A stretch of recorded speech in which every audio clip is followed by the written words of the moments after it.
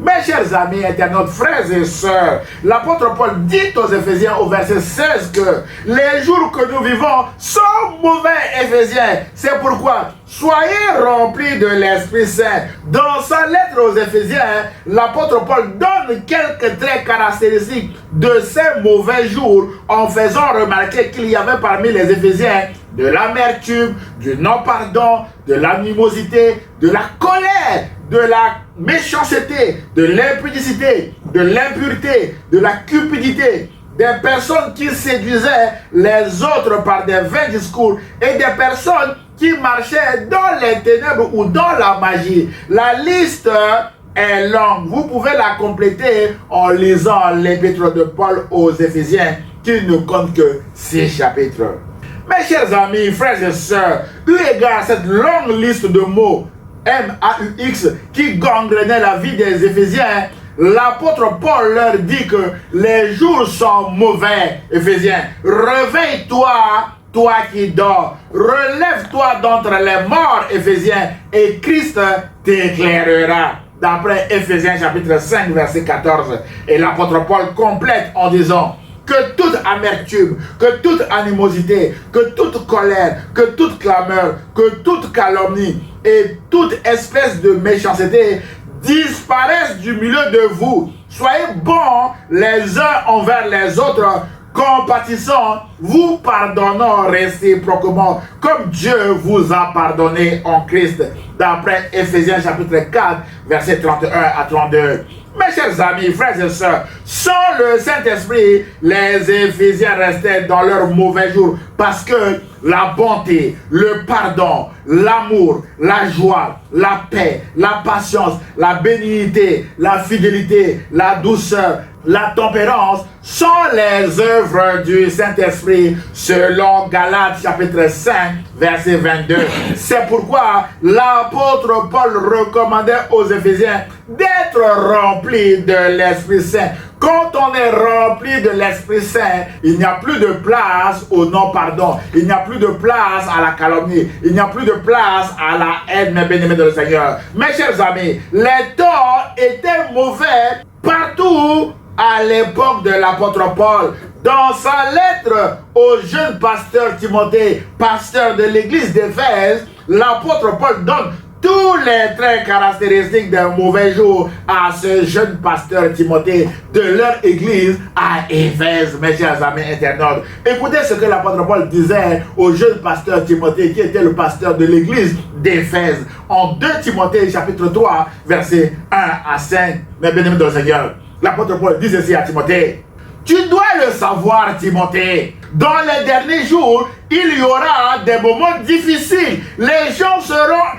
égoïstes, amis de l'argent. Ils se vanteront, ils seront orgueilleux, ils insulteront Dieu, ils désobéiront à leurs parents, ils ne seront plus capables de dire merci, ils ne respecteront plus les choses de Dieu, ils seront durs, sans pitié, ils diront du mal des autres. Mes bien-aimés, ils mèneront une vie de désordre, ils seront cruels, ennemis du bien, ils trahiront les autres, ils seront violents, l'orgueil les rendra aveugles, ils aimeront le plaisir au lieu d'aimer Dieu. Ils feront semblant d'être fidèles à Dieu en allant à l'église, mes bien-aimés, mais en réalité, ils rejetteront la puissance de la foi. Tourne le dos à ces gens-là, jeune pasteur Timothée de l'église d'Éphèse, ou encore éloigne-toi de ces hommes-là. Voilà ce qui se passait à Éphèse. Mais seulement, mes bien-aimés, certains sont tellement rusés à tel point que pour les reconnaître, mes bien-aimés de le Seigneur, afin de s'éloigner d'eux, il faut le Saint-Esprit. Si le Saint-Esprit ne vous dit pas que cette personne est cruelle, méchante, vous ne pouvez pas le savoir, mes bien-aimés de le Seigneur. Mes chers amis, les jours sont de plus en plus mauvais aujourd'hui parce que nous rencontrons encore dans notre société tous les traits caractéristiques des mauvais jours dont l'apôtre Paul en parlait et prédisait pour les générations futures que nous sommes, mes bien-aimés. Ces hommes mes bien-aimés, que l'apôtre Paul a décrit à Timothée sont aussi aujourd'hui dans notre société. Il y a des gens cruels, méchants, amis de l'argent, qui critiquent les uns et les autres aujourd'hui encore dans notre société. Et on rencontre également ces gens-là dans nos églises, mes bien-aimés dans le Seigneur. C'est pourquoi le message de l'apôtre Paul aux Éphésiens et à leur jeune pasteur Timothée reste aussi d'actualité pour nous aujourd'hui, mon frère, ma soeur. Et le remède que l'apôtre Paul leur a proposé est: soyez remplis de l'esprit. C'est comme si nous aussi, nous avons besoin aussi d'être remplis de l'esprit, mes bien-aimés dans le Seigneur, pour sortir de cette situation également. Mon frère, ma soeur, peut-être que vous traversez actuellement des mauvais jours dans votre famille, les uns les autres vous critiquent, mes bien-aimés, dans votre pays, vous êtes rejetés, ou dans votre lieu de travail, mes bien-aimés dans le Seigneur, à cause de l'idolâtrie, de la magie, des inimitiés, des querelles, des jalousies, des animosités, des disputes, des divisions, ou même des sectes, parce que ceux qui pratiquent les sectes également cherchent à détruire les autres un peu partout autour d'eux, et ces choses vous font souffrir, mes bien-aimés dans le Seigneur. La solution est le Saint-Esprit.